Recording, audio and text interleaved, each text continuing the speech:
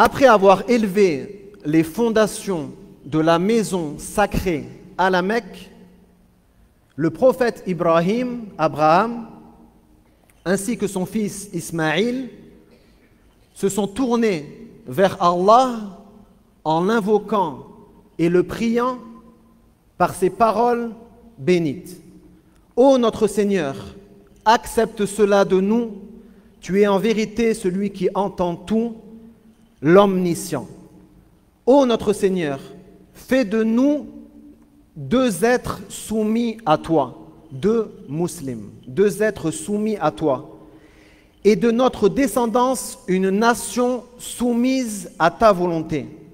Montre-nous nos rites et accepte notre repentir. Tu es en vérité celui qui accepte le repentir, le miséricordieux. Ô notre Seigneur, envoie parmi eux un messager issu d'eux-mêmes, qui leur récitera tes versets, leur enseignera le livre et la sagesse et les purifiera. Tu es en vérité le Tout-Puissant, le Sage. Allah Azza wa Jal a exaucé la prière d'Ibrahim et il a envoyé dans les montagnes de Paran ce prophète par qui la révélation d'Allah a ébloui la terre entière. Mohammed ibn Abdillah, le prophète de la miséricorde. Et cette réponse à l'invocation d'Ibrahim a été clarifiée dans Surat al-Jumu'ah, la sourate du vendredi, dans laquelle Dieu nous explique que la prophétie passe des fils d'Ishaq pour être mise dans les fils d'Ismaïl.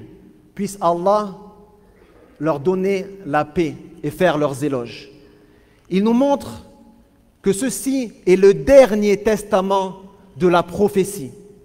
Allah dit dans cette sourate: ce qui est dans les cieux et sur la terre célèbre la gloire d'Allah, le souverain, le pur, le puissant, le sage.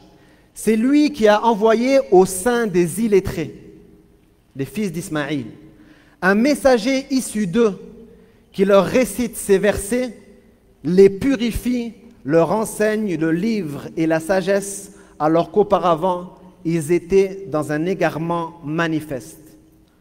Il y a là une indication délicate d'Allah Azza wa Jal dans la réponse à Ibrahim. Ibrahim a demandé qu'un prophète leur soit envoyé afin qu'il leur récite les versets d'Allah, leur enseigne le livre et la sagesse et les purifie. Allah a répondu qu'il a envoyé un messager qui leur récite les versets d'Allah, qui les purifie d'abord et leur enseigne le livre et la sagesse. Et ceci nous démontre que la purification de l'âme passe avant l'enseignement des branches de la religion, l'enseignement du livre et de la sagesse. Le sens de ce que j'ai mentionné est clairement compréhensible dans la biographie du prophète Mohammed sallallahu alayhi wa sallam. En effet, les hadiths authentiques mentionnent que le cœur du messager d'Allah sallallahu alayhi wa sallam a été lavé par deux fois. Jibril, l'ange Gabriel, est venu laver le cœur du prophète sallallahu alayhi wa sallam deux fois. La première fois, Anas ibn Malik nous la raconte dans Sahih Muslim. Il dit: le messager d'Allah, alors qu'il avait 4 ans, le messager d'Allah jouait avec des enfants.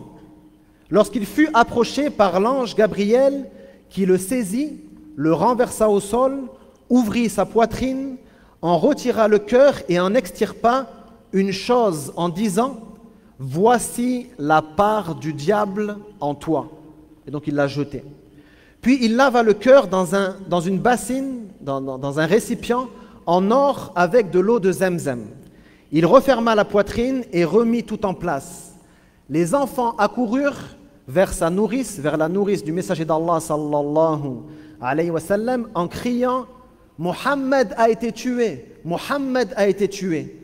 Lorsqu'ils le rejoignirent, ils le trouvèrent le visage pâle, comme si il était gravement malade.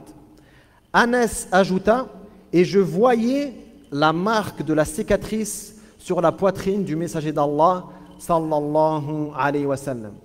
La deuxième fois où ceci est arrivé, c'était lors de la nuit du voyage nocturne et de l'ascension. Dans Al-Bukhari et Muslim, le messager d'Allah sallallahu alayhi wa sallam dit « Le toit de ma maison s'ouvrit alors que j'étais à la Mecque, et Gabriel descendit. Il ouvrit ma poitrine, la lava avec de l'eau de Zemzem, puis il apporta un récipient en or rempli de sagesse et de foi qu'il versa dans ma poitrine avant de la refermer. Ensuite, il prit ma main et m'éleva vers le ciel. » Jusqu'à la fin du hadith. Ces deux événements nous sont utiles. De quelle façon nous sont-ils utiles? Ces deux événements nous apprennent une règle très importante dans cette religion. L'âme doit être purifiée et débarrassée de toute souillure et ornée de foi, de sagesse et d'élévation spirituelle afin d'être apte à recevoir les messages divins. Pour recevoir le message de Dieu, pour recevoir le message d'Allah, il faut que ton âme soit purifiée, préparée à ce que ceci lui soit bénéfique. Parmi ce qui corrobore ce que je dis, le message de Isa ibn Maryam, Jésus, fils de Marie. Il a été envoyé à une époque où les érudits des enfants d'Israël avaient approfondi la connaissance de la charia de Moussa, la charia de Moïse, jusqu'à la connaître dans tous ses détails. Ils avaient vraiment approfondi l'étude jusqu'à connaître cette charia dans tous ses détails. Mais ils avaient oublié la chose la plus importante. La chose la plus importante. Et c'est pour ça que Isa, Jésus, à chaque fois leur rappelait ceci.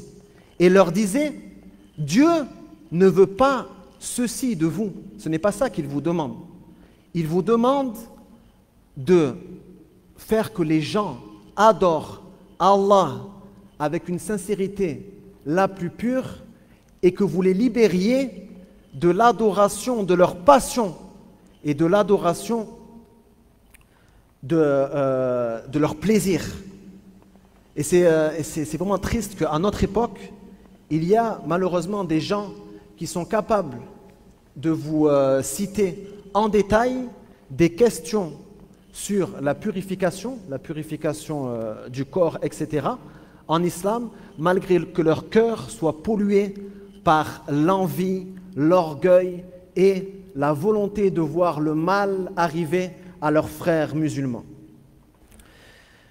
Quel est le jugement religieux concernant la purification de l'âme?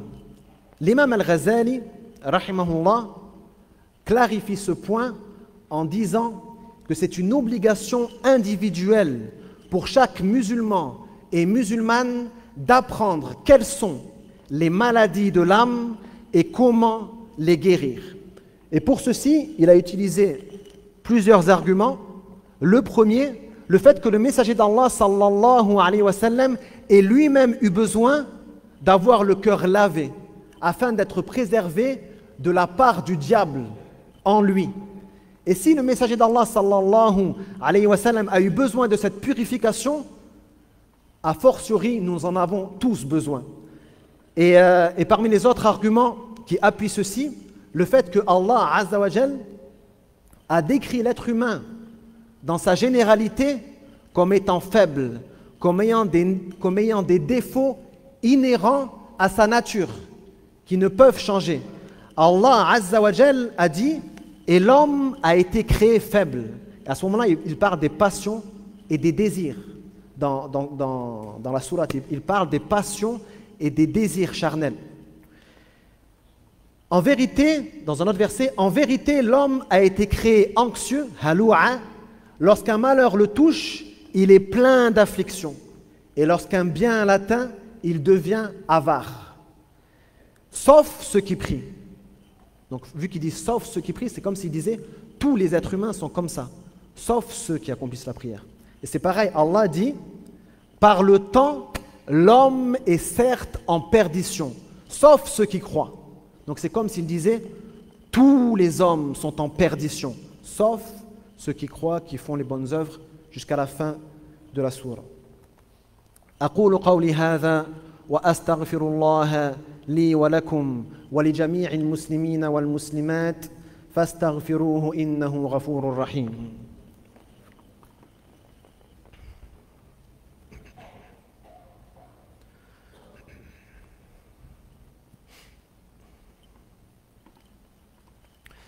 بسم الله الحمد لله وحده والصلاة والسلام على من لا نبي بعده أما بعد.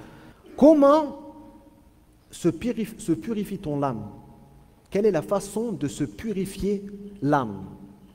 Il faut comprendre que la purification de l'âme passe par deux étapes. Deux étapes. La première, on l'appelle at-takhliya. La deuxième, on l'appelle at-tahliya. At-takhliya ou at-tahliya. At-takhliya, donc la première, c'est le fait de se débarrasser, de débarrasser l'âme de tout mauvais comportement et de toute mauvaise morale et de toute croyance fausse. Le fait de se débarrasser de tout ceci.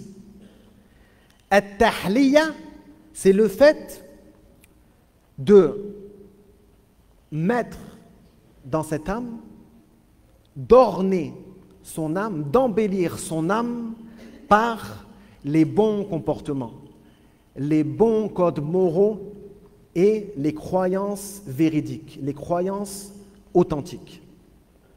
Donc l'être humain, le musulman et la musulmane doivent d'abord se débarrasser de tout mauvais comportement et de toute mauvaise croyance, se débarrasser du shirk, du polythéisme, se débarrasser de l'ostentation, ar-riya, de l'orgueil, se débarrasser de l'avarice, se débarrasser de la paresse.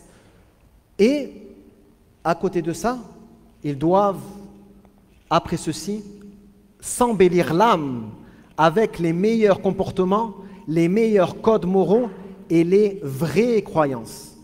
Et donc, ils commencent par le tawhid, le monothéisme pur, al-ikhlas, la sincérité la plus pure envers Allah. Il doit être généreux, avoir de l'honneur. Il doit savoir que dans cette vie, il a besoin de sérieux. Il ne doit pas prendre les choses à la légère, etc., etc. Pour finir, bien sûr, les choses les plus importantes, comme je viens de le dire, pour se purifier l'âme, c'est d'abord at-takhliya, se débarrasser de tout mauvais comportement et de toute mauvaise croyance, et at-tahliya, s'embellir avec les bonnes croyances et le code moral du musulman, les codes moraux qui sont bons. Ensuite, le musulman doit prendre soin à faire ses obligations. C'est une chose qui aide beaucoup à se purifier l'âme. Allah Azza wa Jal dit dans le hadith Qudsi, « Mon serviteur ne se rapproche de moi par rien de plus aimé auprès de moi que ce que je lui ai imposé. » Que ce que je lui ai imposé. Les obligations. C'est la meilleure chose par laquelle on se rapproche d'Allah Azza wa Jal. Ensuite, an-nawafil, les actes facultatifs. Allah dit dans ce même hadith Qudsi, « Et mon serviteur ne cesse de se rapprocher de moi par les actes facultatifs jusqu'à ce que je l'aime. » Donc les actes facultatifs, après avoir fait les obligations, nous permettent d'atteindre l'amour d'Allah Azza wa Jal. Et également méditer le Coran, lire le Coran et méditer sur ses significations. C'est une des choses qui aide le plus à se purifier le cœur et par ceci se purifier l'âme. Le messager d'Allah sallallahu alayhi wa sallam a dit: les cœurs rouillent comme le fer rouille. On lui demanda, et quel est leur polissage? Quel est le polissage des cœurs? Il répondit, la récitation du Coran et la méditation sur la mort. Et Allah Azza wa Jal dit dans son noble livre, ne médite-t-il donc pas sur le Coran? Allahumma inna nas'aluka bi asma'ika al-husna wa sifatika al-ulya أن تطهر قلوبنا وتزكي نفوسنا اللهم إنا نعوذ بك من العجز والكسل والجبن والبخل والهرم وعذاب القبر اللهم آت نفوسنا تقواها وزكها أنت خير من زكاها أنت وليها ومولاها اللهم إنا نعوذ بك من علم لا ينفع ومن قلب لا يخشع ومن نفس لا تشبع ومن دعوة لا تسمع اللهم نج إخواننا وأخواتنا في فلسطين اللهم نج إخواننا وأخواتنا في فلسطين اللهم نج إخواننا وأخواتنا المستضعفين في كل مكان اللهم أطعم جائعهم واسق عاطشهم وارحم موتاهم واشف مرضاهم وداو جرحاهم وانصرهم على أعدائهم ونجهم من عدوان الظالمين اللهم آتنا في الدنيا حسنة وفي الآخرة حسنة وقنا عذاب النار. On invoque Allah Azza wa Jal pour notre frère Ibrahim qui est à l'hôpital, le frère bénévole de la mosquée. Allahumma shfihi wa afihi, Allahumma shfihi wa afihi, warji'hu ilayna saliman ghaniman ya rabbal alamin. On invoque également pour la sœur du bénévole Mohammed, celui qui nous ouvre la mosquée tous les jours au Fajr, qui est morte aujourd'hui.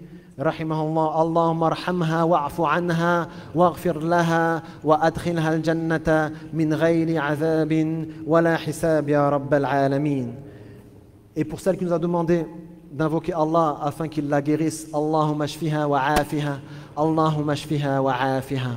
Wallahumma salli wa sallim ala nabiyyina Muhammadin wa ala alihi wa sahbihi. Aqimis salat.